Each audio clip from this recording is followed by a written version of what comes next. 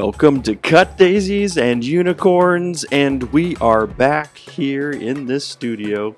I guess it's still in the studio, Steve, right? So we're here, and as we have told you before, we're going to get to the Fringe here today, so it's going to be exciting. Content galore. All right. Actually, Phil and Steve up in the game. We both spent some time studying. We did. Documenting, taking in. It's more than a subconscious allotment of space in our gray matter to take in the things that make you go, So, it is. Topic today, Fringe. Yeah, so before we jump into Fringe, how's everything going? We got oh my gosh, actually dude. some nice weather here in Chicago for once in the summertime. I drove in this morning, it was 63 degrees. Wow. Whoa. Then I started calculating that, and in theory, I could say it was almost 30 degrees cooler when I drove in today and then a week ago. Right. Like when you start out your day and it's 81 degrees and it's only going to get hotter, 94, 96, hoorah. Yeah. Oh my. Too much. Yeah. So it was beautiful. There was cotton candy in the skies. The sunset came up. The traffic was flowing like a breeze. I felt like Han Solo in the Millennium Falcon. I just didn't have my Wookiee by my side because I leave Gypsy at the house on the days that I come and do the podcast. On podcast days. Yeah. Because her being in the familiar territory of our home is a lot more contemplative for her than being left in the third story Earthen Warehouse studio, which creates lots of distraction.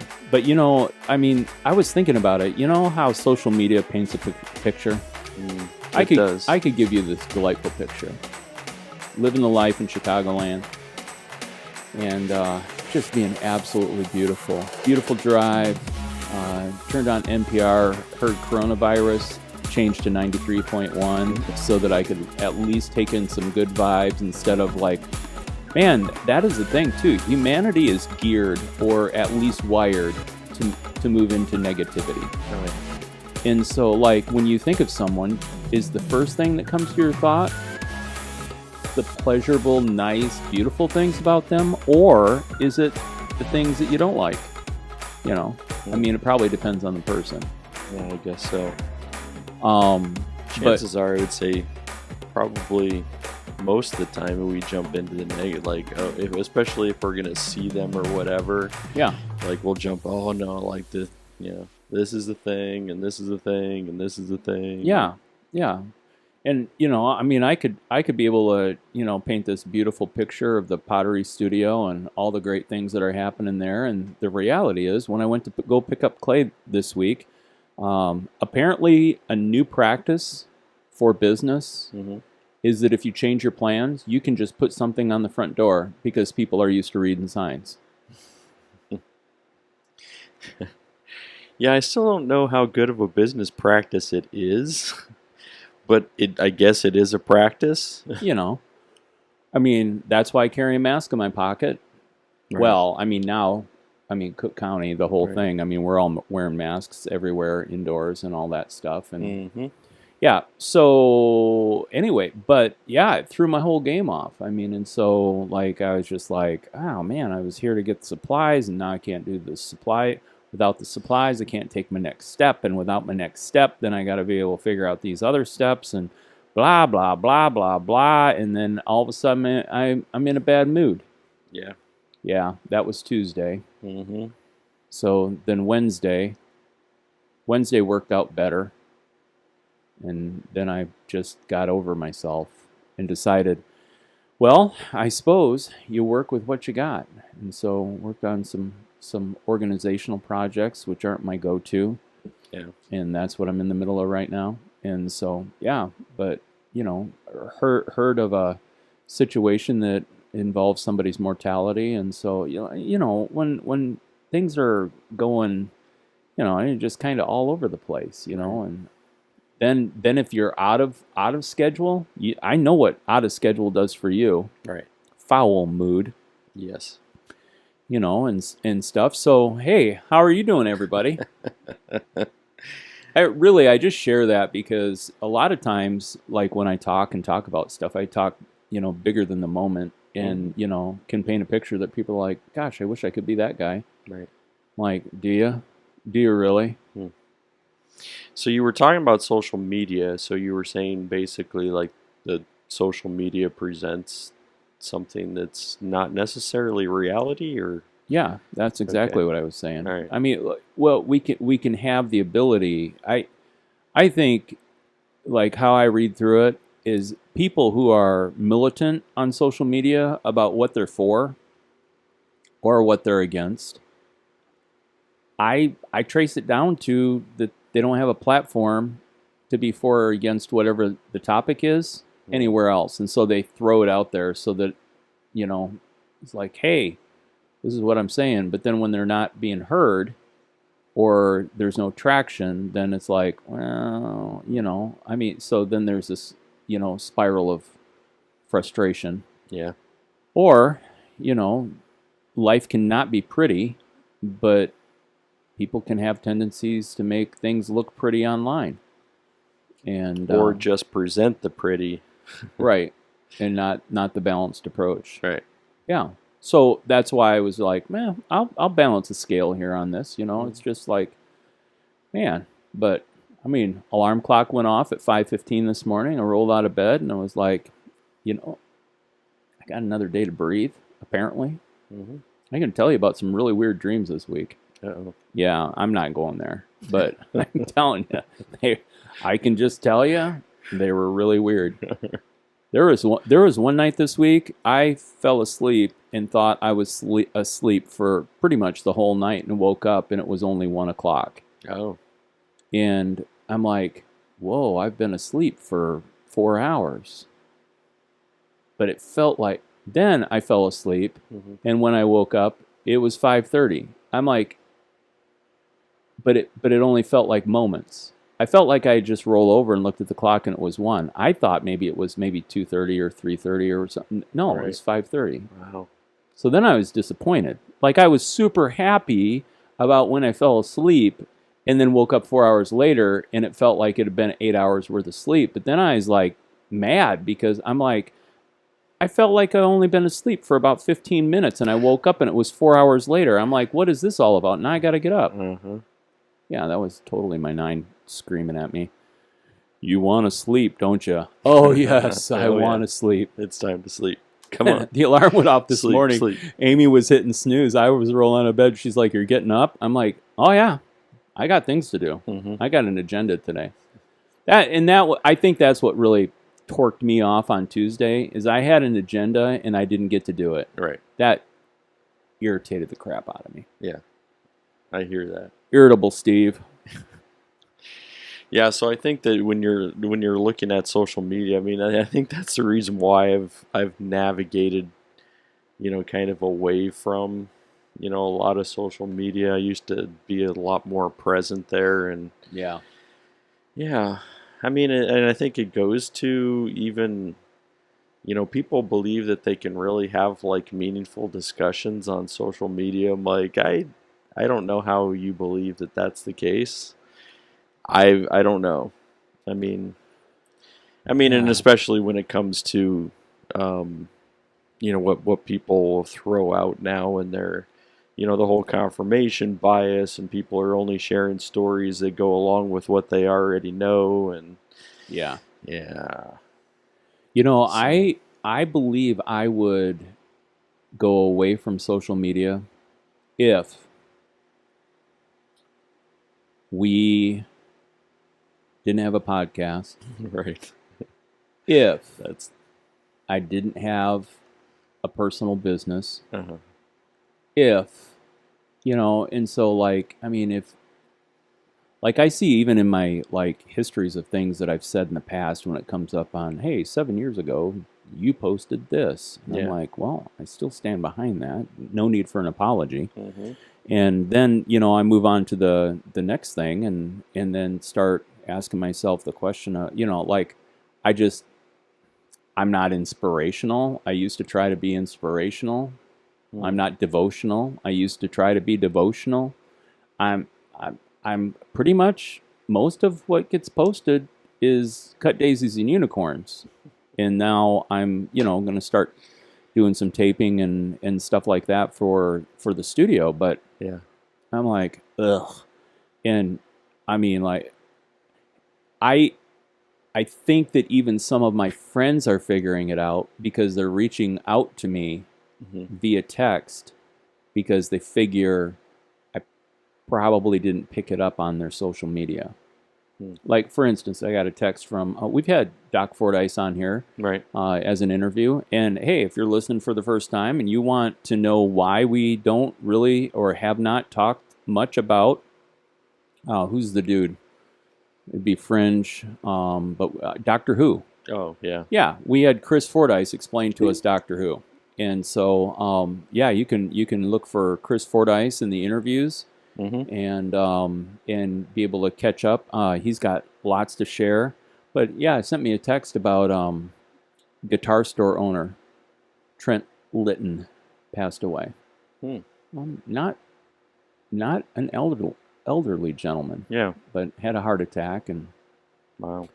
then after about 2.5 or 3 weeks, then passed on. Wow. And so yeah. But I mean, gosh. Then you're reminded, live every day as a gift. Mm-hmm. Yeah. For sure. Yeah. Yeah. Those are tough things when you're, I mean, because I don't pay attention too much. I basically use social media in the same way as, like, Yeah. I'm on there for Tabor, I'm on there for other business kind of related things, but not, podcasts, whatever. But Yeah. yeah, I don't know. So, I mean, and there's part of that I'm like, yeah, I just, Well, when Facebook asks me to take a COVID survey, even if I'm feeling okay, I'm like, why do I want to give you this information? I Right. mean, like, the artificial intelligence is already listening to this conversation, so Oh, yeah. they already know, For sure. where we're at and stuff like that. And I actually, when it comes to the vaccine, I think I've come to a personal level where I may have stated this before. I'm not going to get the booster, not unless it's mandated for me to travel. Right. But I'm not going to get the booster for a reason. I've already had 2 shots, Mm-hmm. even if it's only 80% effective or 75% effective. Which one did you get? Now I've forgotten. Moderna, Pfizer? Yeah, one of 'Cause those are the only one, ones one with of those 2 two. shots, Yeah, so Johnson and Johnson was taken just off the market at the time, and so yeah. um, So if you're looking at either one of those, they're in the 90%. okay. Yeah, so you're higher than that without a booster. Well, my whole part for, hey, why aren't you doing the booster when you know, is that there's a whole lot of poor people around the whole world Right. that haven't gotten any shot. Mm-hmm. And so I'm going to take my stand for those who aren't privileged enough to be able to walk to Walgreens, not have to wait in line, Right. and just be able, so I'm gonna hold out. It's my feeling towards it too. I mean, I know a lot of it is, government bureaucracy in other places. I mean, we've done a really good job in the United States about making it available, and they also made it free. Right. I mean, so there's no insurance covering costs and all that other stuff. It's just like, we're going to make sure that it's available and making sure that everybody has enough. But that's not the same way it is everywhere else. Right. There's a lot of things, and government gets in the way, officials get in the way. I don't know if they're going to offer it for free in other places, but I mean, then you look at places that, like India or China, they got like billions of people. Yeah. And they're like, So that is a hard thing to navigate, especially when then you go into like third world nations. How are you going to get healthcare people to administer the vaccine, and especially like the Pfizer and Moderna? They're very, um, you have to keep them cold and all that other stuff. I mean, and Yeah. Yeah. there's just not the means for them to be able to do it. So I agree with you. There's there's reasons to hold back on the booster when we still got like what 60% of the world that's not vaccinated. Yeah.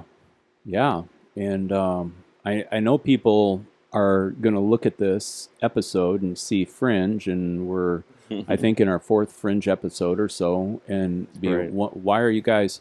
Well, this is the whole bucket.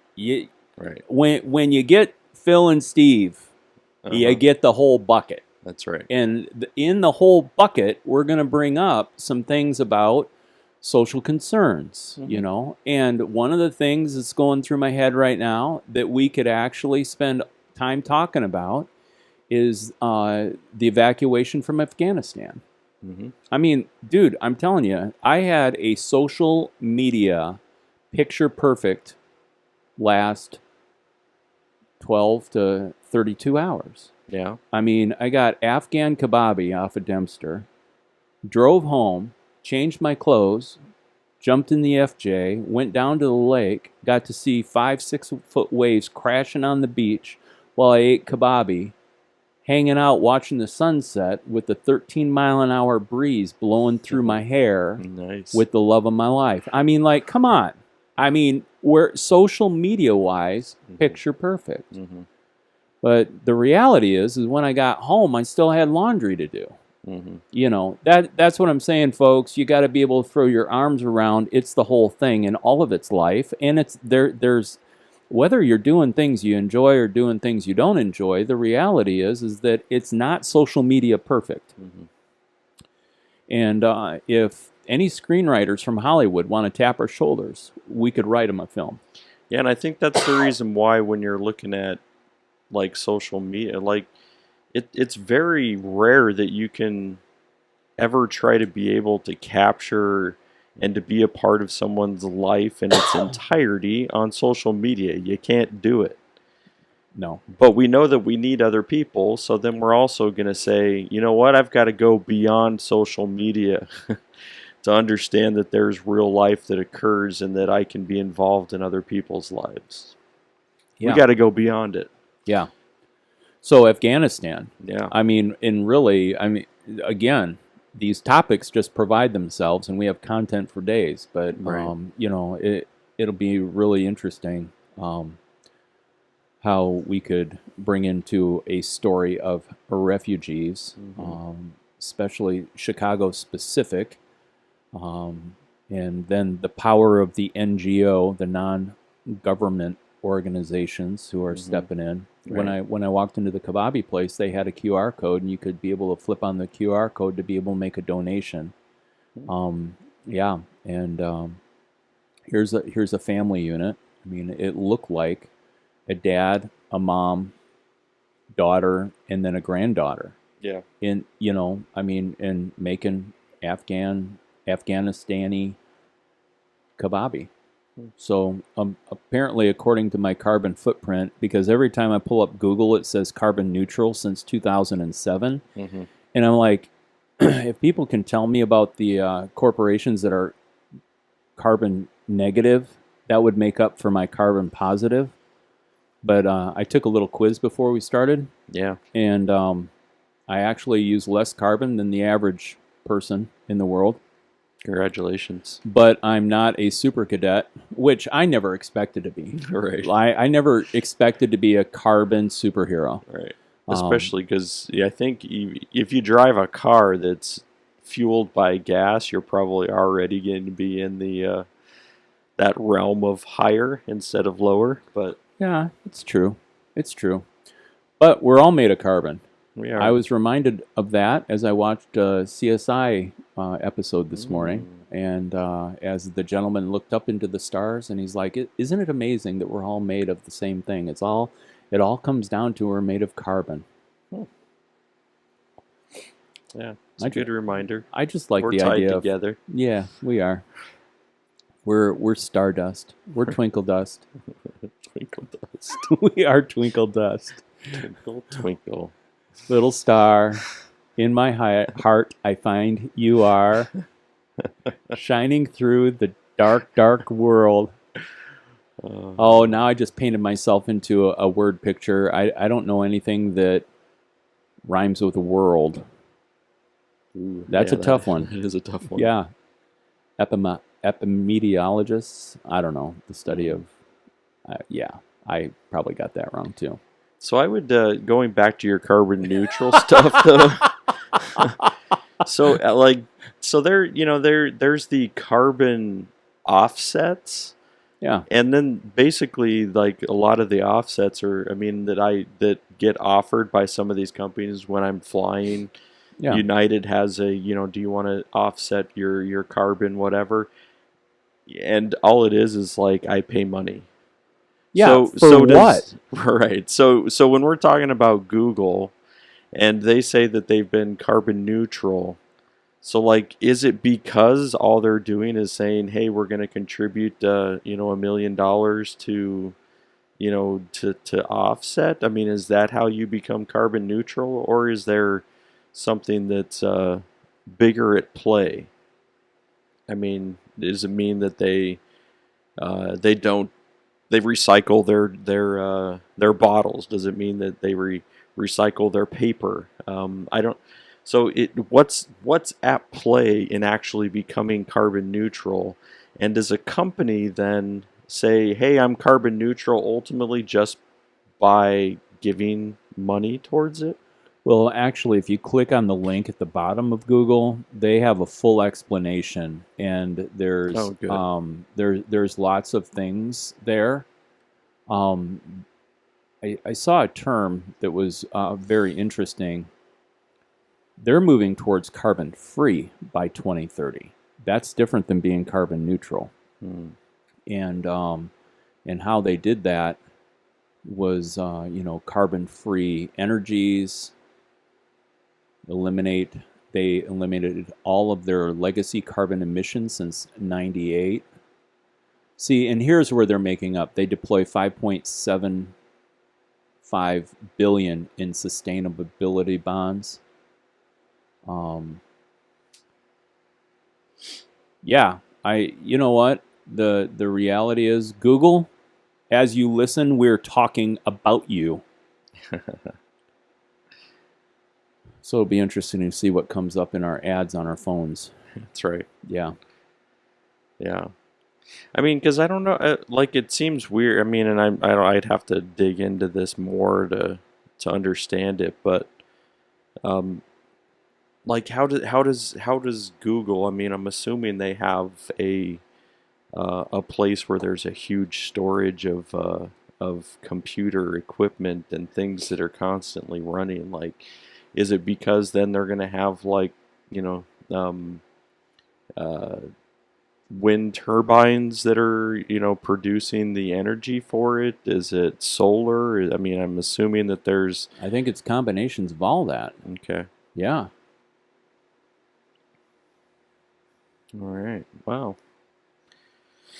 Yeah, I think that it is good to be able to consider, what it is, how to be able to make a better imprint or leave less of a footprint, in the climate that we've currently created.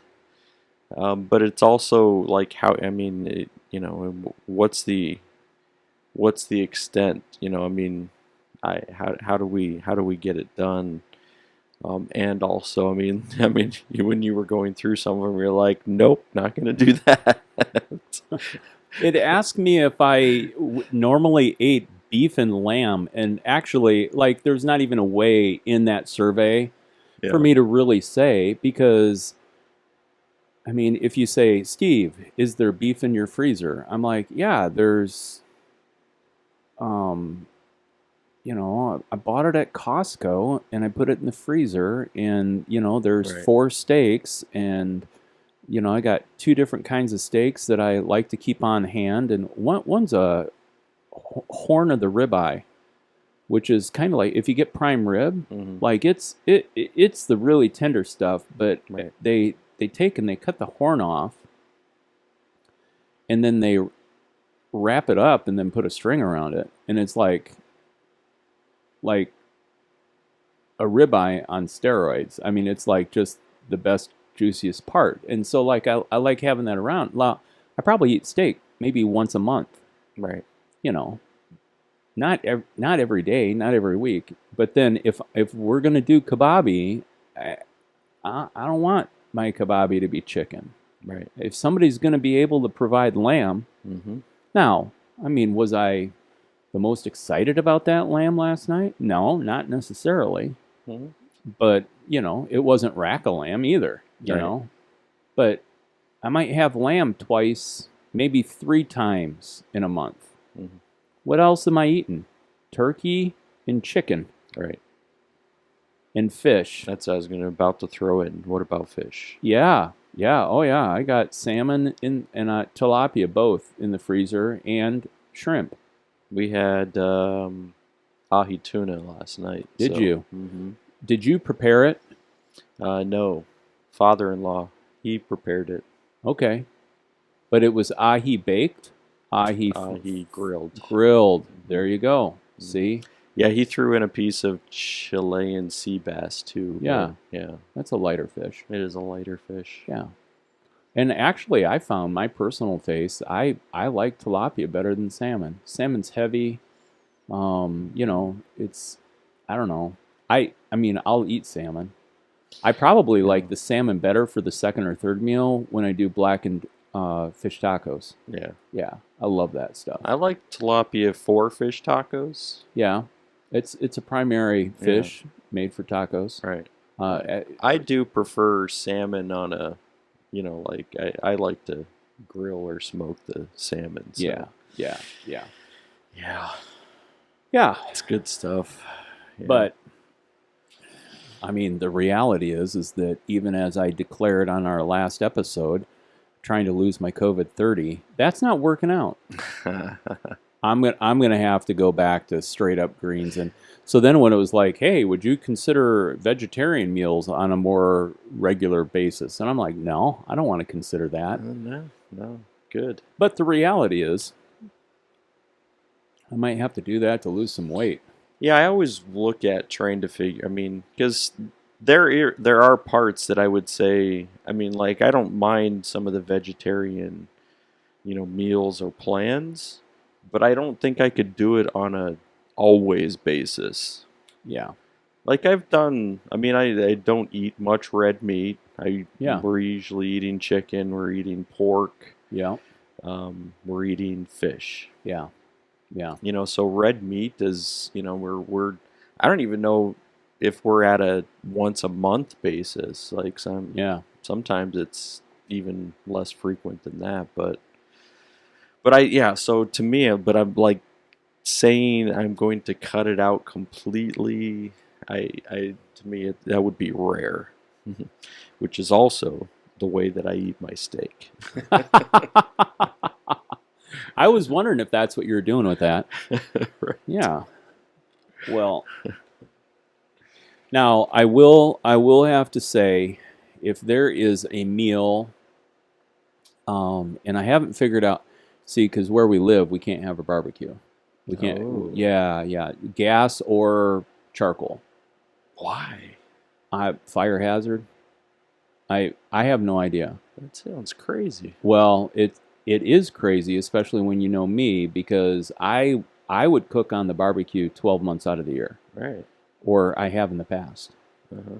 So there is one meal that I absolutely cannot master. It doesn't matter if it's in a black iron skillet. A decent burger. Like, I can't make a burger like a good burger joint, a good pub burger, and stuff. And so there's one of those things where every once in a while I'll just get a craving.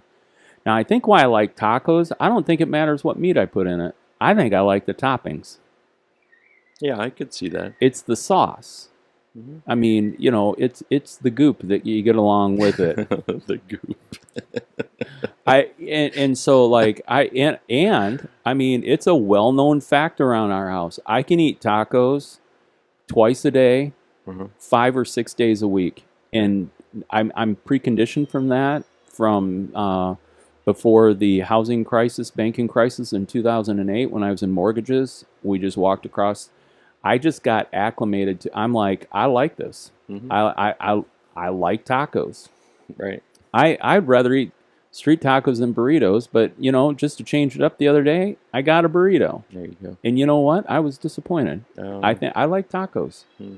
You know, all that goopy stuff in there. You know, I mean, like when they start throwing beans, lettuce, and Yeah. sour cream together, It gets and too watery. yeah, you know, and so, and I don't necessarily need large volumes, and so yeah, Yeah, I like a burrito, but it does get a little bit I mean, like when you're throwing all that stuff in there, it gets challenging.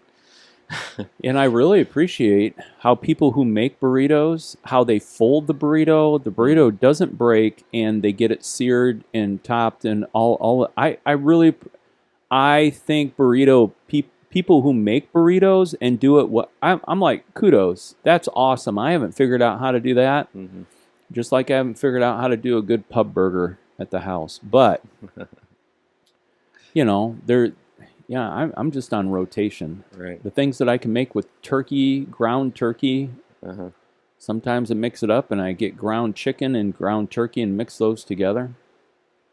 I'm learning all the seasonings. Yeah, I've used ground pork and ground beef together. Oh yeah, well, I mean, they tend to look the same when you start to flavor them. So. yeah, man. And if you take an Italian sausage pork, Uh-huh. mix that with hamburger, and make a burger out of that, hoorah! Yeah, Wow. that's a trick from days back in the 515. Yeah. Yeah, I haven't tried that before. yeah, It's interesting. yeah. You know, this episode's going to have to go with, if you want to get to the Fringe, go to like 33 minutes. Right. And otherwise, the culinary specialties of Phil and Steve. Right. Yeah. Right. But- All right. But I'm telling you, dude, carbon neutral. That's how we even got there. That's how we did. Yeah. Yeah.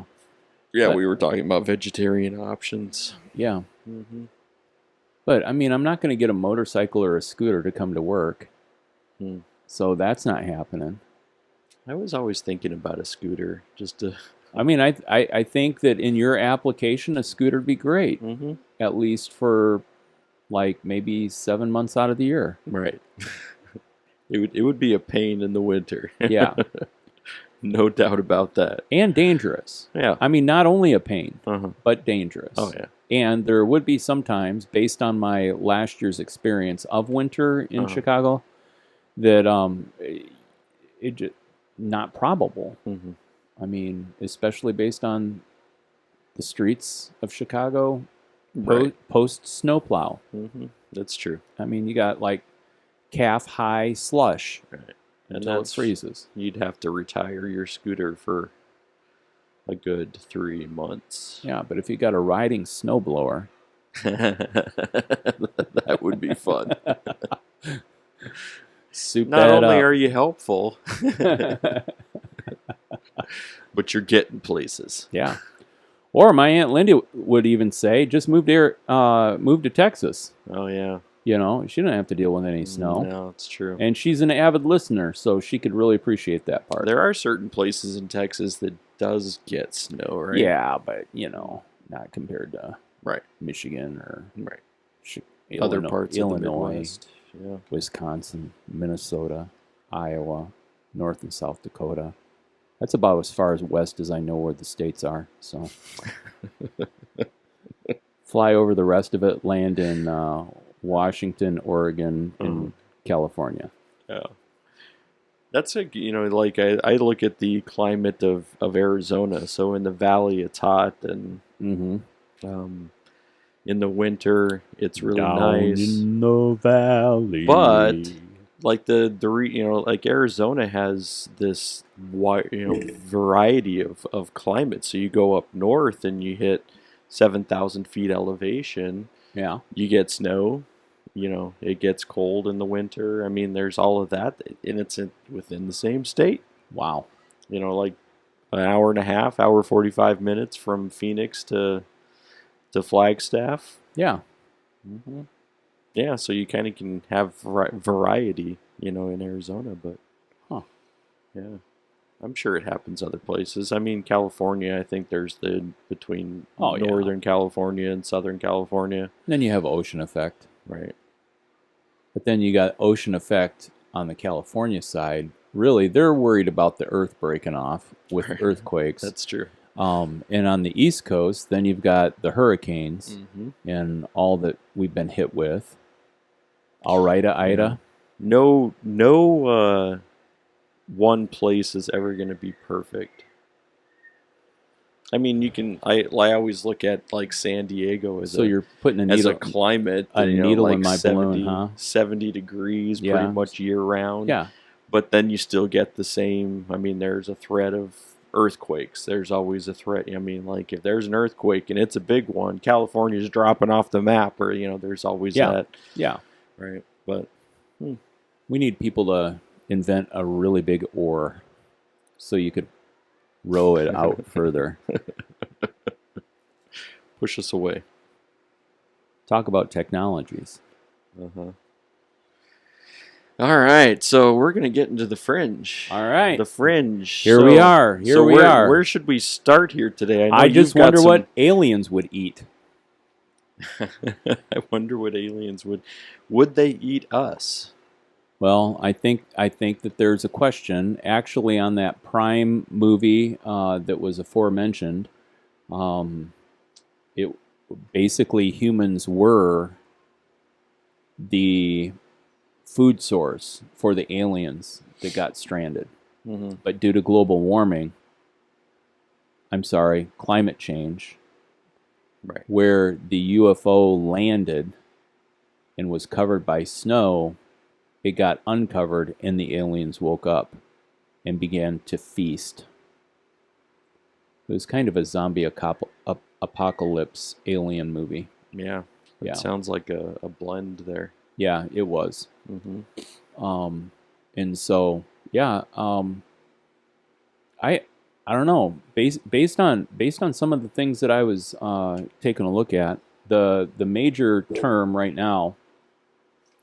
Want to introduce to the whole listening group is electric magnetic anti-gravitational propulsion.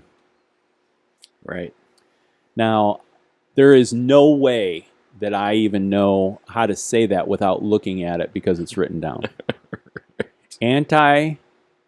Electromagnetic anti-gravitational propulsion system. Whoa. Right. And that would be the way that the UFOs are completely a whole different system. They're pushing, I mean, the reason why they can accelerate or stop, right? I'm telling you right now, aliens are carbon negative.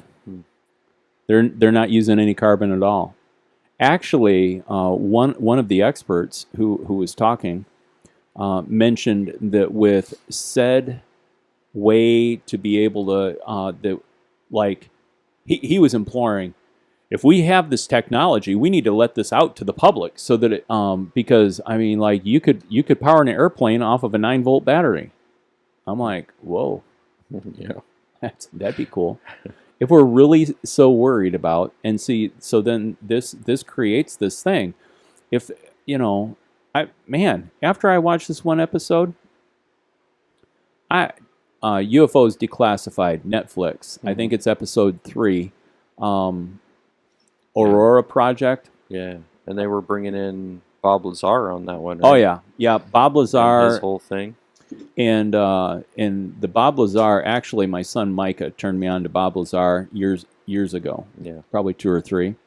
But George Knapp has spent 30 years on this story with Bob Lazar, and George has a filmmaker. He's rather lovely to look at, in my personal opinion, the filmmaker, Jeremy Corbell. Nice beard. He's got some tats. I think I know who you're talking about. Yeah, yeah.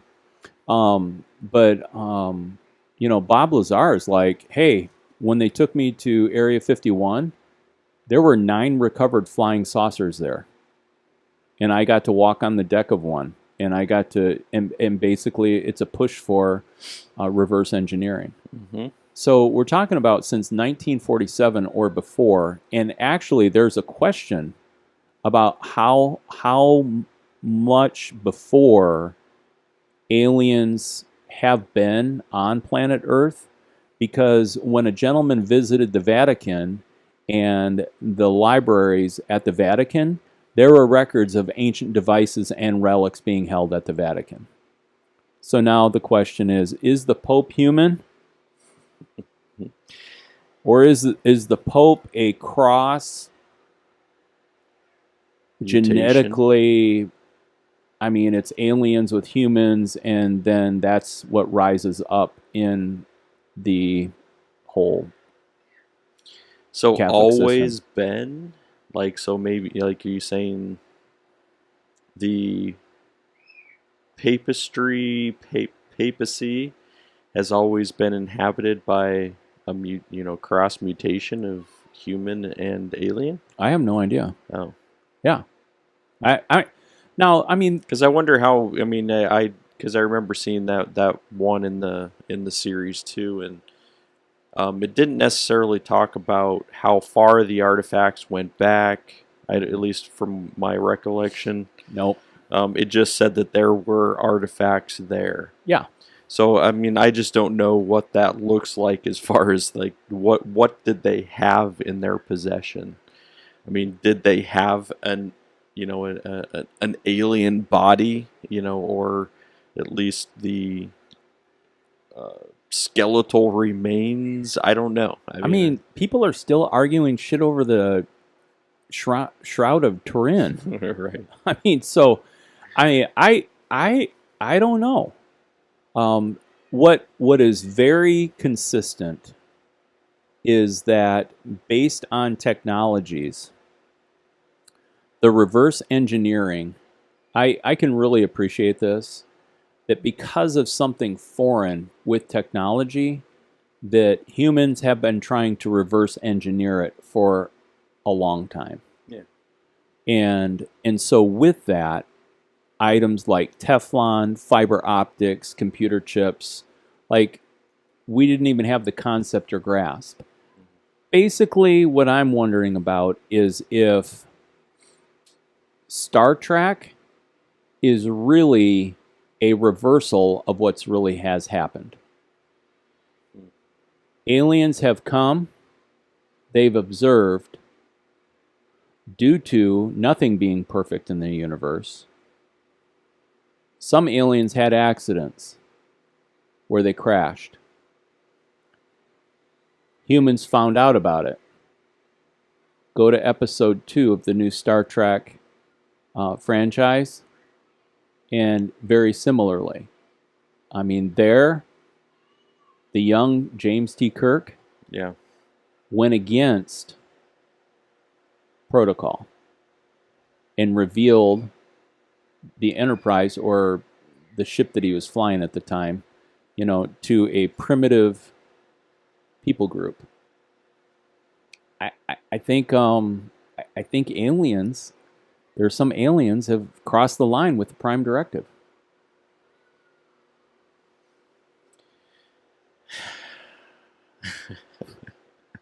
So, all right, because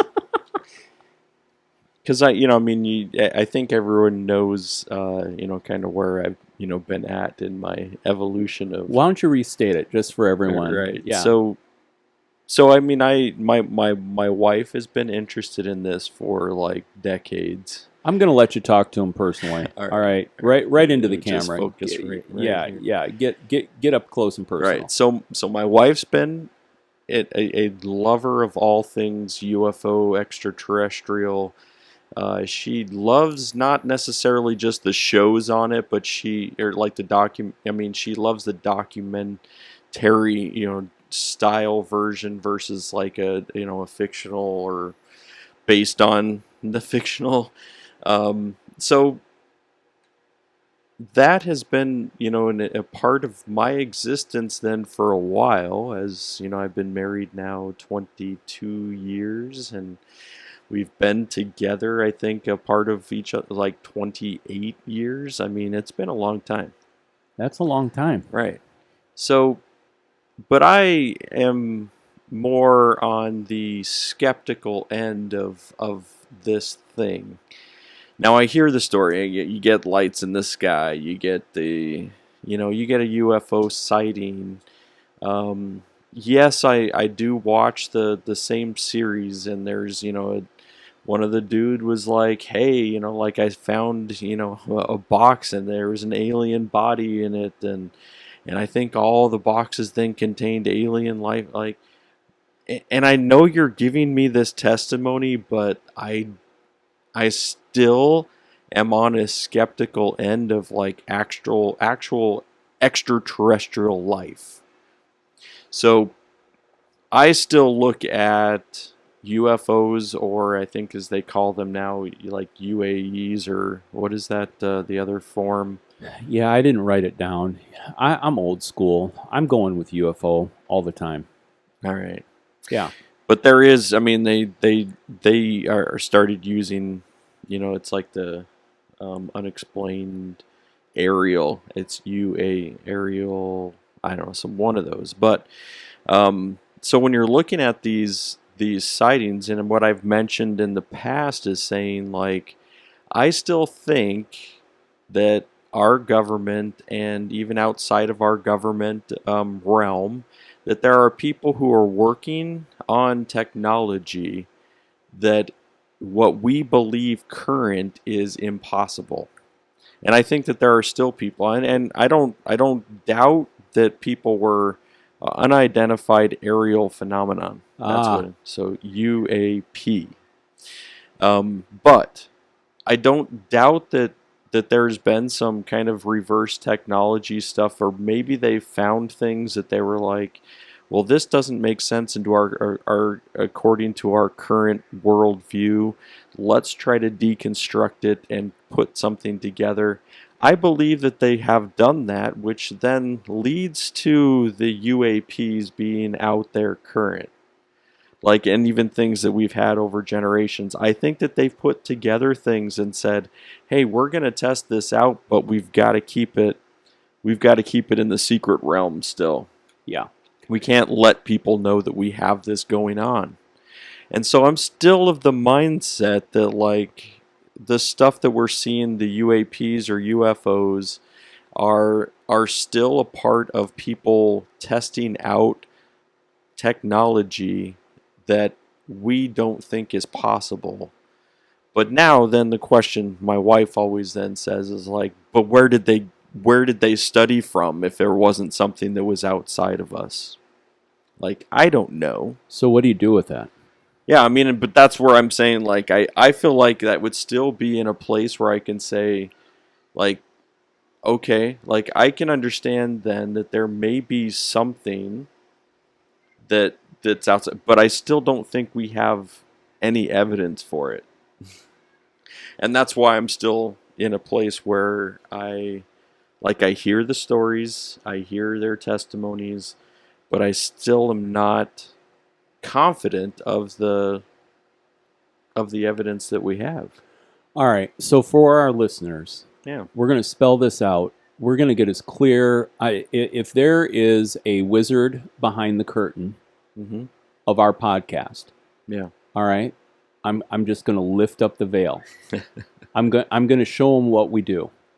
Okay. All right. Now, so for those of you who are wondering, and if you're listening on audio, you don't get to see my lovely hazel eyes look right into the camera and appeal to you on all senses of your acknowledgement that I'm not being sarcastic. I'm not making a joke. This is what happens with Phil and I. If you've listened to any part of us do anything, I make shit up. I don't even have within me an ounce to care if anything that I say is true or not about these things that we talk about. I just make shit up. Yeah. I listen to information, I make shit up, and then what you see happen is Phil clarifies. He summarizes, pulls it all together, and then asks me if this is something that I really believe or if I can clarify further, because I've been jumping all over the place and my life is spinning plates. I love to move from one thing to the other, and I don't know that I have ADHD. I don't think I do, because I can actually sit and not move for long periods of time and not feel bad. And so anyway, so then we come back, and if there was, like, I'm the feeler, I've got the tears and cry, and I'm very, very emotional, like in my seat, in my core, and Phil, he's like the brainiac nerd who's like connecting the dots and putting things together, scientifically approached or proven. And so I just wanted to clarify, this is what happens here. And then I get pulled out of the clouds, and then I make an appeal back and say, yeah, but what about this? Yeah. And every once in a while I get to make Phil laugh. Yeah. And it does. Yeah. So what I am gonna go with that we can lay a foundation on about, I think we both can agree there is technology that the population of the United States has not been exposed to, or like the information. And actually, David Dare was a gentleman who won an award, and he actually built an anti-gravitational propulsion system. It was about 3 feet by 3 feet, and was able, as a scientist, to be able to make that happen. Yeah. Well, as soon as David Dare developed this and invented this, Dave Adair, live interview on this episode, they scooped him up and took him to Groom Lake, Nevada, which is now known as Area 51. Mm-hmm. Okay. Now, Area 51, Bob Lazar has said, oh, yeah, I was taken there with other people. Of the brightest minds that are so beautiful, it's these minds that are being scooped up by our government and said, we're going to put you on special projects. Now, I'm going to use a hand gesture that is not the namaste, but it looks like a pyramid without the bottom on it, because I only got 2 hands. Right. Boom, right there. All right? And basically what's being told by the government workers is that the account is smart people get given this much information at the top of the pyramid on any given project, and you only get to work on that part.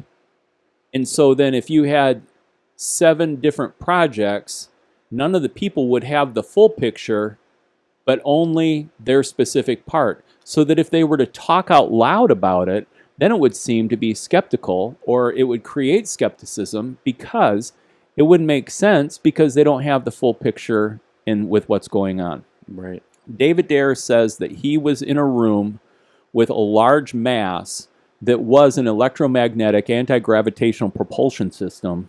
It was the engine. It looked like a large eggplant. It looked like it was wet. It looked speckled like the belly of a frog or a bullfrog. But when you touched it, it was cool to touch, but it was responsive in that. And he said that there was no rivets, no welds. There was nothing that. So obviously something has the ability to manufacture, but not in a way that we know how to manufacture. All right, now here's where Steve throws a curveball and says, and I still don't even understand how they made the Great Pyramids in Egypt. All right? Right. Some would argue that aliens built the Great Pyramids. That's been a theory. Yeah. And so, but what I want to come back to is Lockheed Martin. Mm-hmm. I mean, public knowledge, Ben Rich was the head of Skunk Works. Skunk Works was, and he said in 1983, we now have the technology to take ET home. Mm-hmm. And so people are like, well, what's going on? Dave Adair, to that talk, said, it's real. You'll never see it unless they want you to. There it is. So you're not going to see it.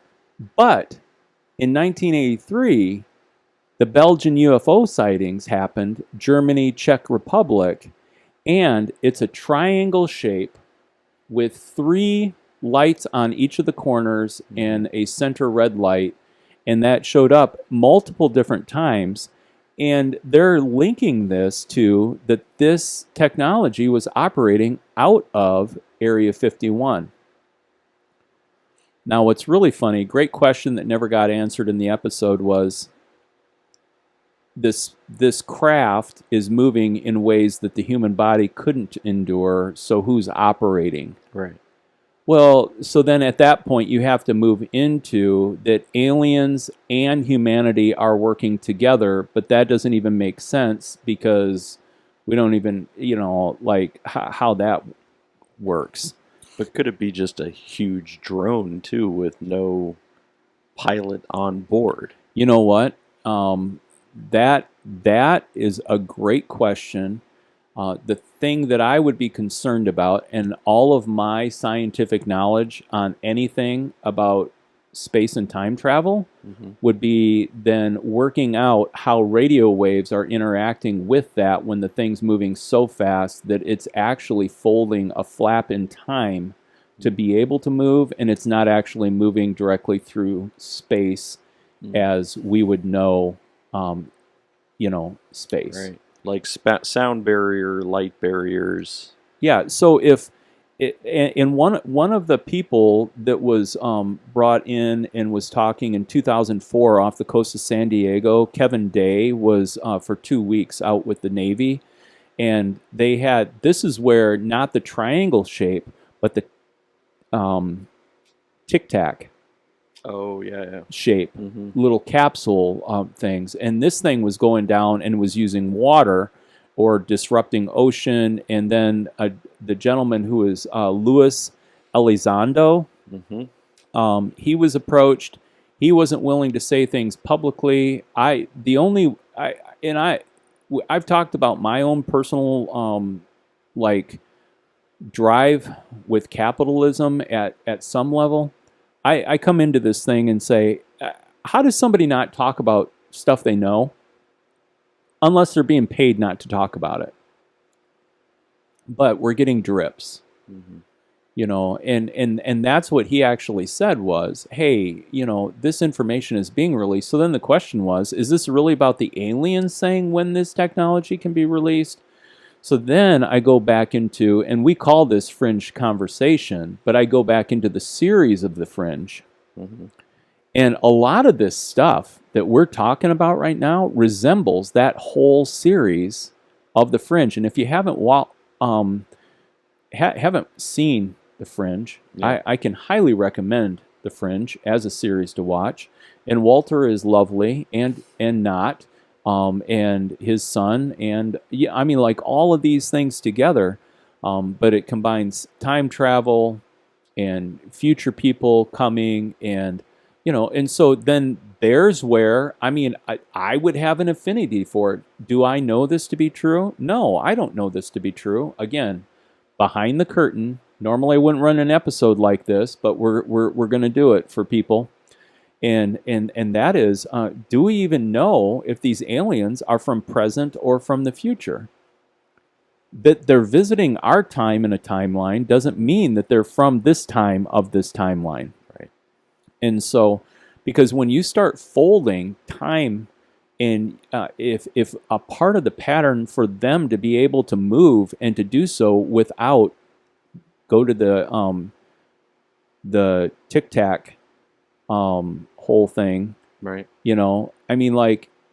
It dropped so fast, but there was no sonic boom. How is there no sonic boom? All right, it's not disrupting the universe as we know it, right? But it's moving through, and so these are lots of questions. lots of questions. Yeah, there's some people that talk about that it's possible then that aliens could be traveling the universe by wormholes. Right. So I mean that goes back to string theory, goes back to, some of those pieces that we still are like in right now. It is just a theory because we can't even figure out how to test it. I mean, so a lot of that string theory is there, but wormholes are one of the ways in which they're saying, because wormholes are invisible to us. So is it possible that they're traveling by wormhole because we wouldn't be able to see it anyways? So, And I think one of the quotes that I really appreciated George Knapp and Jeremy Corbell bringing up yeah, is that when they first heard Bob Lazar and heard his story in the present time when it occurred, and actually it was more George Knapp because Jeremy's probably 10 to 15 years younger than George. But I think George picked his or successor basically to carry on this story in pursuit. yeah, They're willing to say that this we don't know because we haven't been told, but where they're landing is 30 years passing now. What Bob Lazar was saying is so much more believable, conceivable, and we're so much closer to the reality of that it actually occurring. And right now, I mean, there's a lot of discovery about wormholes. mm-hmm. We're not talking about the ones under our feet. Right, the ones in the ground. So it brings me to this quote that as they started out this episode, not sharing is power. So if the U.S., and it's an arms race, basically whoever has this technology then has the most power. And, so whether it's China, whether it's Russia, whether it's the U.S., and quite frankly, it doesn't even surprise me that the U.S. is. So here's my question. M12 is a secret supergroup that was universal globally. Mm-hmm. All right. Well, we know about the CIA. Right. We know that they cover stuff up. Mm-hmm. We know about M5. We know about M6. We know about the Israeli group that's Secret Service.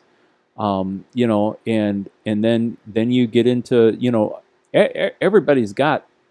Here's my question that I haven't heard anybody bring up. Yeah. And maybe I'm just living in my own little world. We'll see. But what about, or it takes us back. We haven't even mentioned, like, Tesla. Mm-hmm. And basically they're coming back to say that Tesla's theory of these, how to harness mass amounts of energy to be able to power and stuff like that. I mean, there's a theory out there that Tesla, when he was rejected by the U.S. government, sent all of his plans over to Russia.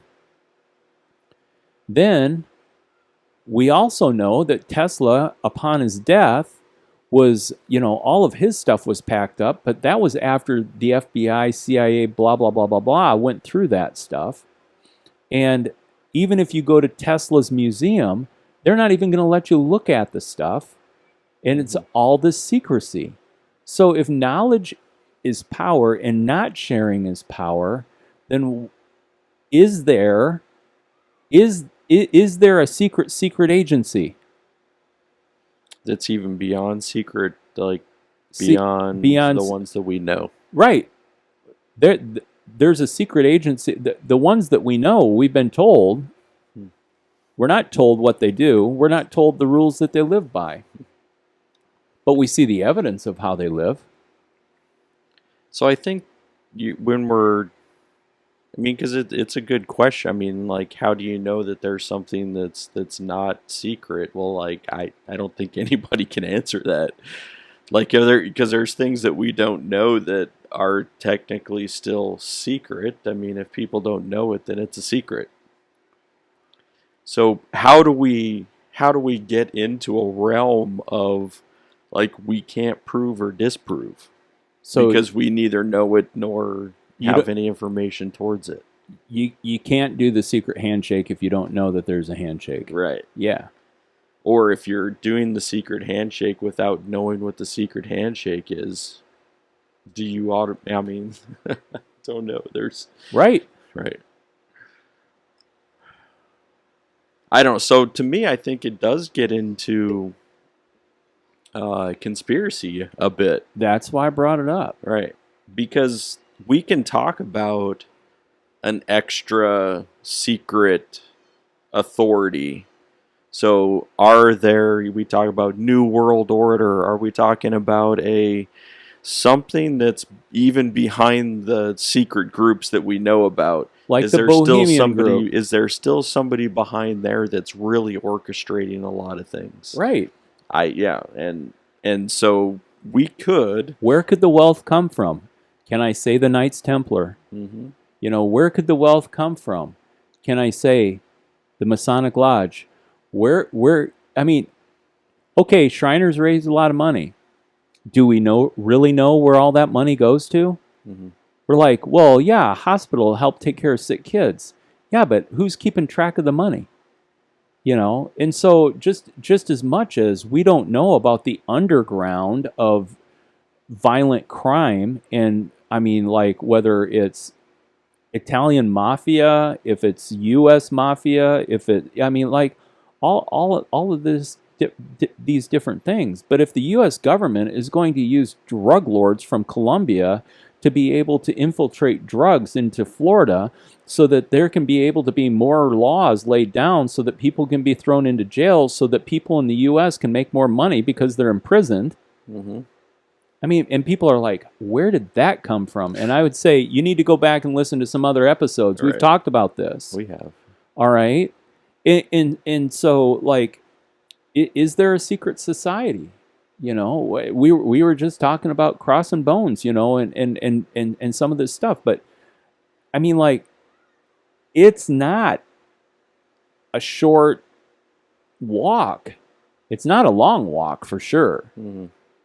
To be able to say there are people who are in power who are keeping things from us, and by keeping information, Mhm. they have the power.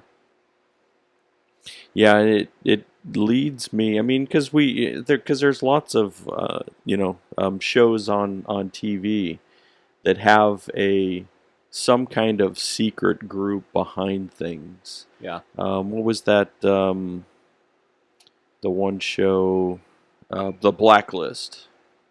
The Blacklist. I have. You know what? I probably haven't even seen 3 episodes of The Blacklist. Well, you should, because it has feed my conspiracy. right. Oh, cool. So it has what some of everybody that needs. behind it, Okay.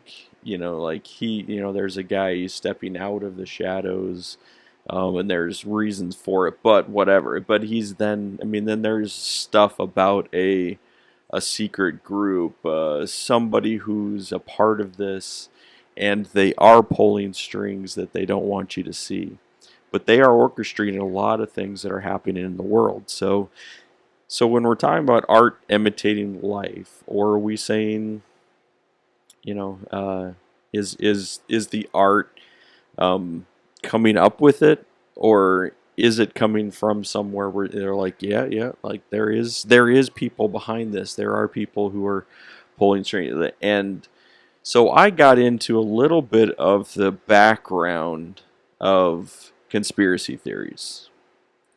And I found it pretty interesting, primarily because there's a lady, her name's Dr. Karen Douglas. All right. She's out of the University of Kent in the UK. Okay. So, and what I found, because I did a whole bunch of reading on this, but to me, everyone else who was talking about the psychology of conspiracy theories was going back to the same things that she was pretty precisely kind of laying out. So one, she said, conspiracy theories have always been around. Oh. So It's consistent with there, humanity. right? There's never a time that we can say that there wasn't somebody who was creating a conspiracy theory. Yeah. Now, she does say, with the information age that we currently live in, that she's not, because she is saying that it's possible we see a larger amount because it's easier to be able to dig into information. Oh, yeah. So that makes back in the sense. day, I mean, there was no press, or maybe the press was just slower. Yeah. It would have been harder to be able to pass along that information. Like you could start with somebody here, and then they might tell their friends, and you get that whole social kind of society thing that it spreads there pretty quickly, but not as fast as what we can spread it today. Right. We can go around the globe quicker than they could in the past. Yeah. So that being said, she said that there were three things. Three kind of, what did she say? Three psychological motives that were behind conspiracy theory. All right. The first one is epistemic. And this is our need or desire for knowledge or info. Like we desire within us to know things. The fear of missing out. Right. And then there's also like what we're talking about, like there's got to be an explanation to something. So there's that need at a psychological level. There's people who are saying I need to know information, and there might be something that's lacking or missing for us, like UFOs, aliens, whatever it is, or there's got to be somebody who's pulling the strings behind. So we want to know that information. Yeah. We're going to dig in until we find the information that's going to suit our need for that. Like, oh, I have an answer. Now, whether or not that answer is true would be the reason why the conspiracy theory could exist on that level. Okay. Because we're saying, oh, like I have this conclusion. Somebody says that there's a secret society, a new world order, and they're pulling the strings. Boom, I've got a solution. Okay. The second one, psychological motive for conspiracy theory, is existential. So we have a need, felt need, right, to be safe and secure in the world in which we live. We don't like to feel like we're out of control. We are people who feel, and then there's those people who definitely, and I'd probably be in this range, like there's people when you're out of control and things are not controlled that you feel powerless or disillusioned. Yeah. Now it's the powerless and the disillusioned who are in this existential plane of saying, I want to feel secure and controlled. So what is it going to take for us to get there? So if we're believing that there is a secret world order, people, rich, wealthy, whatever, powerful people who are pulling string, how are we ever going to feel safe and secure in the world in which we live? And so they said, and this is where I've got it clarified, because I told Heather this, and she was like, whoa, hold up. Like, because here's the thing. It says that in this arena that, and I'm making sure I put this correctly and that you hear me. They said there's a lot of the uneducated that fall into the existential area, and they feed into a lot of conspiracy theories, not because they're uneducated, not because they're dumb or stupid or whatever you want to be able to throw in there. Just because somebody doesn't have an education doesn't make them dumb. There you go. Yeah. So they're saying uneducated would fall into this category primarily because they haven't been taught to sort through information in a logical manner. So if somebody is then saying, "Hey, I've got this information that that our president is a part of this secret world order," and you're like, oh, like, thanks for the information. Now I have it. Now I'm feeling a little bit more safe and secure because at least I know something's behind it. Yeah. That I didn't know before. Yeah. But they would have said, like, where's the information coming from? And hopefully we can all critically think about the information that comes to us and say, all right, like, let's think through this in a logical manner. Who is it that's saying it? Where is it coming from? You know, you go through all of that, and that's the reason why they say the uneducated aren't necessarily taught to do that. So it's the same thing with when you're saying, you know, the shelterless today, right? So there's people who are on the street. Why? Well, sometimes they don't have the knowledge or resources in order to even think what's the next logical step in order to get out of this. So it's that uneducated part that leads people to kind of, you know, be stuck in this area. Or you could also say that with technology, that if there's not access to the technology necessary to make application for the next step, right? So then actually people with the gateway of technology, just because someone's, you know, like at a place where they can't take that next step, right? It's not necessarily just limited to a high school education or right. And yet, I think in United States. That's me whispering to you my Google search. Just so you know what he's searching for. According to the National Center for Education Statistics, 21% of adults in the United States, about 43 million, fall into the illiterate, functionally illiterate category. That's quite a number. Yeah. Yeah. 21%. Yeah. So, of adults. 43 million people can't read. Or I'm at sorry, least function. adults. Yeah, right. Adults, you know. And so now, to put that in context, and I'm crossing topics, okay? So everybody slow down in how you're listening to this, but I brought it up because when you get Phil and Steve, you get the whole bucket. Right. We talked about the bucket. We talked about the bucket. And so what I want to break this down. Currently, as we look globally, I just heard this yesterday on the radio. NPR is a reliable source. The amount of refugees worldwide seeking refuge from places where there's civil war, unrest, personal harm, 26 million people. Yeah.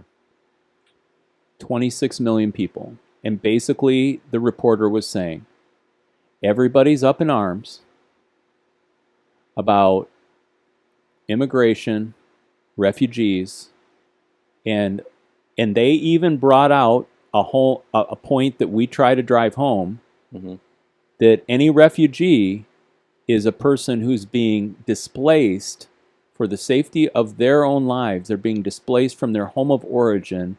No human wants to be that. Right. So, 26 million. Take a look at that, folks. 21% of adults in the United States, about 43 million fall into the illiterate, functionally illiterate category. I mean, it's a little over half, but it's not that much over half.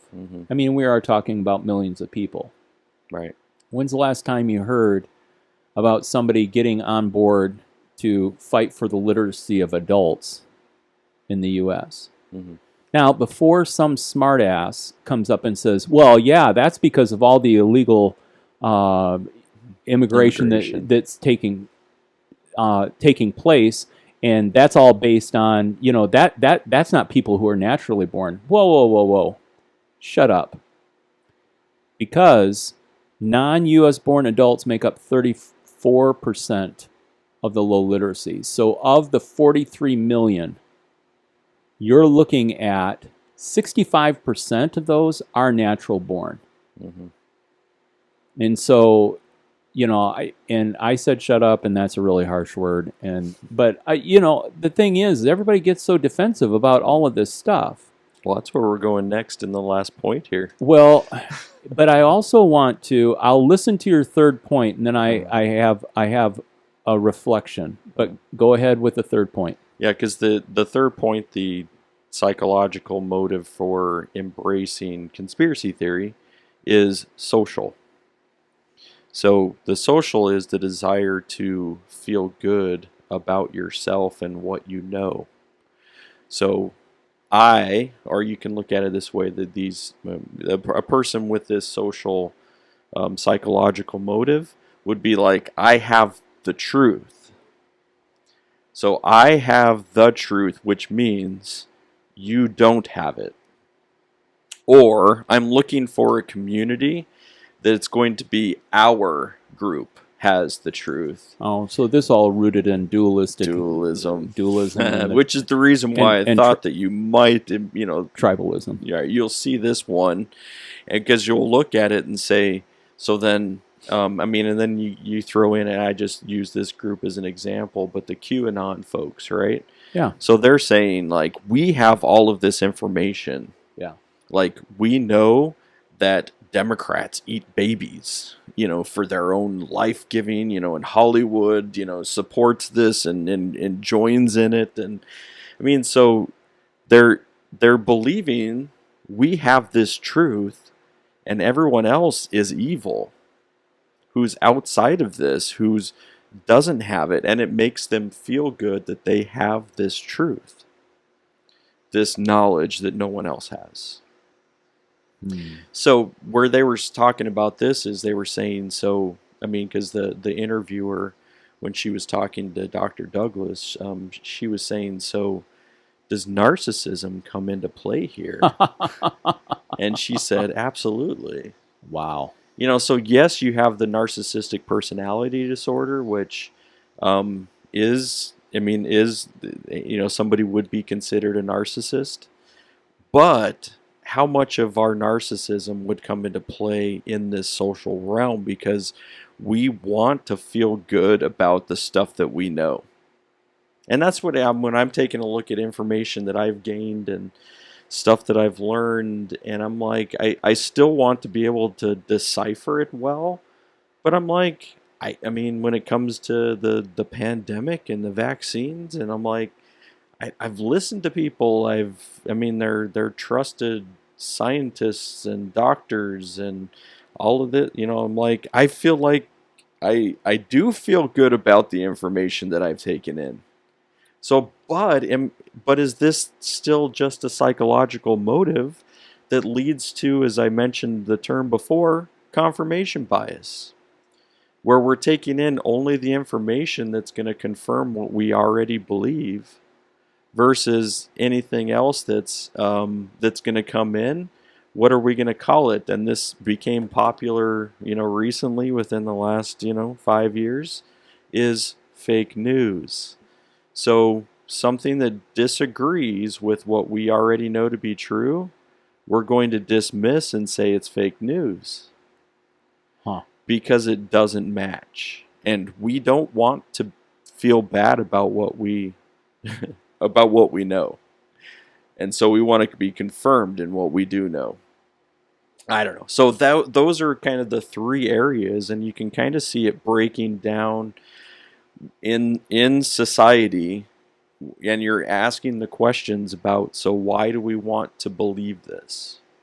Why do we want to embrace this piece of conspiracy versus something else? So they bring up, like, Princess Di in conspiracies, what I was reading. They bring in JFK, and we talked about JFK the last time. Last episode. But, so it's like, and they're saying, so, like, why do we embrace something in this area? Why do we, and they across the board, scientists, people, social psychologists, are saying a lot of it fits into these three areas. So Now I'm doing the recap. Right. So you're saying that there are three psychological motives, and if I want to take time, I could have a discussion with someone and say, which of these three do you see in me? Mm-hmm. I could also take time for reflection to ask if there's something that moves me strongly. Mm-hmm. I could ask myself, which of these three motives can I sense would be what is pushing me to feel so strongly towards something? Right. And so then probably us as a, I don't know, commentators of culture, Mm-hmm. we could look at our partnership in being commentators of culture, and we could even look into this and say, what is the motivation in us? One of the things that I could work up the list, but the social part, we would recognize that we see society moving in a direction, and we're like, hey, honk, honk, honk, red flag, warning, Will Robinson, warning, Right. and all of these things, and say, the motivator psychologically for us is that we want to bring attention to a movement, a lemming motion, Mm-hmm. and say, wait, wait, wait. The thing that came across my mind is I think my propensity to be a person who would stir the pot, I would appeal to people in the existential. I probably reflect that Mm-hmm. because I am that person. Mm-hmm. And people are like, hold it, wait, you're saying that you're uneducated? No. And I'm like, no, but I'm certainly not well researched. I mean, full disclosure, earlier, I'm like, I make up stuff. But my appeal for a following is, this is what I'm saying. Are you with me? Mm-hmm. Come on, let's go. Whew. Right. Right. And then we have a voice of reason, and Phil's like, we don't have the information. We don't have proof. We don't have, and so that takes us to the epistemic, which is a driving, I would like to know, Mm-hmm. and I'm going to research it, and maybe we'll go for many years and not know. Right. I think, though, and I don't know how this fits into science, but you got to come up with a hypothesis. Yeah. And I think that that's where the art of my craft Mm-hmm. is, to dream outside of the boxes of what everyone is telling us, and to start coming up with things that nobody's talked about or put together. Yeah, I would say the same. I mean, and that's where, because I look at those areas, and I mean, there's pieces that I saw reflected in me as well. Right, yeah. I mean, obviously, I mean, Yeah. I think that if you're looking at the embrace, I mean, because I think when we're looking at, like, there's not, and this is where when I mentioned uneducated, like, it's not just the uneducated that who are embracing conspiracy theories. That's just like kind of one area that they had mentioned. But you look at very well educated people who also started sharing like conspiracy theories about the election recently. Like, these are very like educated people who are sharing conspiracy theory about the election.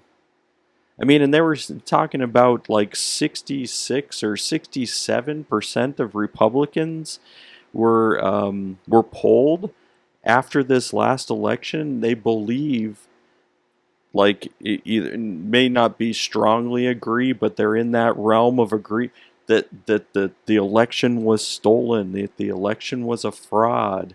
And I mean, like, how is it? I mean, like, we're looking at educated people who are believing that there is a conspiracy out there on the machines or whatever it is, the vote somehow was stolen. How do we jump into that conspiracy theory and say, nope, this is for sure, but actually I don't have any evidence? Or I'm going to believe in some news story that's saying that there's a whole bunch of it, but then you actually find out that there's nothing underneath that either. Yeah, and here's where I think from history into our present and then wondering about the future, this question really brings to my mind, like, wherever you land about the last election, how are you going to survive the next election? Right. And why it's going to get progressively worse. I really, that's my question for anyone who would listen. You know, and whether it was, I mean, when you start talking about the cyber attacks and you start talking about how countries have moved into a different type of war. Mm-hmm. It's not a war about killing people and taking over property lines. It's, you know, and again, I'm going to come back to and ask the question: is there something greater that's secret that hasn't been unveiled? Now, very easily we move into this is the unknown. You know, people who you know, are people of faith that would say, hey, you know, Steve, we wrestle not against flesh and blood, but against principalities and powers. You know, you can look at this in regards to how does this fit with sacred text, and how does this fit, you know, and then we even brought up, we were talking about end times, you know, in this last thing. I mean, just the reality is that, I mean, whether it's China messing around with computers or you know, Russia messing around with computers, and you know, to count the votes, everybody wants. Again, this comes back to our information age. Everybody wants the information super fast. Right. So what are we going to do? We're going to make it electronic. Well, what about the 46 million people that can't read? How do they vote? Mm-hmm. Let alone get to the right place and cast a ballot. I mean, that's disenfranchisement. Right. And so you know, you and I mean, man, that's like getting up on a soapbox that we've, you know, been on for so long, is that what is the call out to humanity is that there'd be an evolution to a higher way to think. And so hopefully this can be information that people can at least look in the mirror and reflect and say, oh, I'm telling you what, I showed up at a store this week and they had an 8.5 by 11 sheet of paper on the front door, and it threw my whole day off. I mean, I'd have to care more about who's the president for an election going awry, you know, and people have said, you know, people said to me, man, where you stand on this, are you ready to pay more for gas? And I'm like, you know, are you ready for your rights to be taken away? Mm-hmm. And I'm like, I guess I appreciate being able to live in the United States and with the freedoms that are availed to me, but as those rights are constricted and systems and policies change, I don't know that I'm in a place that I will, like, I'm not going to take a gun and rise up against another human being for some right that's being taken away from me. Right. That's not in me. Me either. You know, and so I, man, I, and so like, what good does it do people to be angry about life being out of control? Hmm. Isn't that a good question? Right. And how, instead of brooding and getting stirred up about what is out of control, Yeah. how can my energy be moved into a way to be able to live at peace, joyfully, loving others as I love myself? Hmm. The golden rule. I don't know. And how we got there from UFOs was a short walk. Right. But Um, I mean, so we try to to tie these together. Then I mean, because you can get a conspiracy theory about aliens and UFOs and embrace the stories we like about them, throw out the ones that we don't, so that we come up with our theories of UFOs and aliens. yeah, And so when we're listening to people, I mean, and that's why when like these shows, like the one on Netflix, is there's convincing parts about it. Like you're listening to people, and you're like, I mean, these were actual government officials working in high levels of secrecy, right. and now they're coming out and saying like, I've got to share with you some these and so it's hard to say, okay, let me try to embrace that, understand, and I'm going to sort through what it is, that how I see the world and how I've identified thing. I mean, and I've got to then say, so like this is it's contradictory stuff to what I've observed so far. How do I embrace the idea that there's a possibility without being able to say like this completely is it, and I'm going to, like reject everything that I've ever known for the sake of this piece of information. I don't know. So Yeah, I think that there's a lot there that, when we're dealing with the psychology part about why we're trying to embrace things that we don't know. yeah, So I yeah, yeah, I think it's a big topic. I mean, we were talking about UFOs and aliens, um and in that fringe realm, there are news people, reporters, papers who are going to say, I want to catch a headline. I want people to see the headline, to read it, to click on it, so that they can dig into it.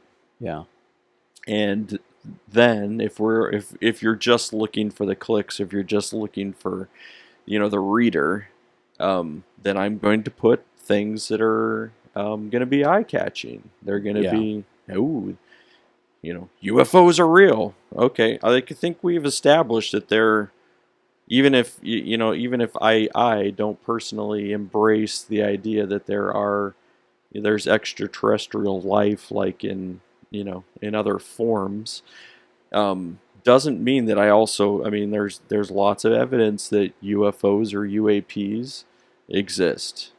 We don't know what they are. There's a reason why they're the U, yeah, unexplained. yeah, yeah, So, but there's a lot of evidence that the UAPs, UFOs there's that they're there. We don't know what they are. yeah, Now, because we don't know what they are, it goes back to the psychology and says, I want to know. right. Like, tell me what it is. They're like, oh, like, so then conspiracy theory could get lobbed in there too. Yeah, You could say, ooh, like, this is what it is. Okay, like, how do we know? Well, we don't, but it could be it. yeah, Yeah, anything could be it. yeah, So, yeah. yeah. Hmm. Yeah, So, disinformation, right, is the things that get sowed. yeah. So, I mean, and I think that's where you're getting back to, like China, Russia, but like we should not disillusion ourselves to also believe that the United States has not dabbled in other people's stuff. Well, so like going back to Afghanistan, some of the things that, and I've not drawn a conclusion on anything that I would state to stand on. Yeah. But a 20-year occupation. I mean, the longest war that the U.S. has ever been involved in. But when I heard the phrase a 20-year occupation, Right. and all of the resources that fell into that, and some people could be listening to this and be like, yeah, that was wrong. And then some people be like, we should have stayed longer. And then some people could be like, yeah, every president through the whole thing has muffed this thing up. I mean, yeah. Wait. I'm so new in like the taking in of the idea. Yeah. And so in one of my primary threads of navigating life, I'm seek to understand before being understood. Mm-hmm. Anybody who knows me, at least for the last 13 to 15 years of my life, has heard me say that probably enough times to be able to buy their dinner for them. And so I put my feet in the shoes of, what would life be like for someone to come to the U.S. and occupy it for 20 years? Mm-hmm. What would that feel like? Mm. What would that existence be like? Going back to the shores of Lake Michigan with Afghan Kababi last night, Yeah. there was a single-engine plane that crossed overhead. A couple different ways you could look at that. Man, it must be nice to be the person who owns that plane. Mm-hmm. That's one perspective. Right. I wonder what meeting that person's going to, or what meeting are they coming back from? I wonder what the destination was that they are they coming back, or are they arriving? Mm-hmm. Could be somebody has a home in Florida, made their way back to the North Shore. Could be. And I looked at Amy and I said, Amy, how crazy would it be to think that there's a country where if you were flying a single-engine plane, that there could be people on the ground that would shoot a missile at it to destroy it, Mm-hmm. just for the sake of destruction? What would it be like to live in a country where every time you did get on an airplane, you wondered if it would make the destination because force would be taken against it while it was in flight? Mm-hmm. What would it be like to go, when we consider 20 years, since I was 34 years old to 54, that there were military people in Washington, D.C., telling our leaders what needed to be done and how it had to be done. Mm-hmm. An occupation. Man, that just blows my mind. Right. And what if, in every administration, we are occupied by aliens? Bringing it back around. Oh.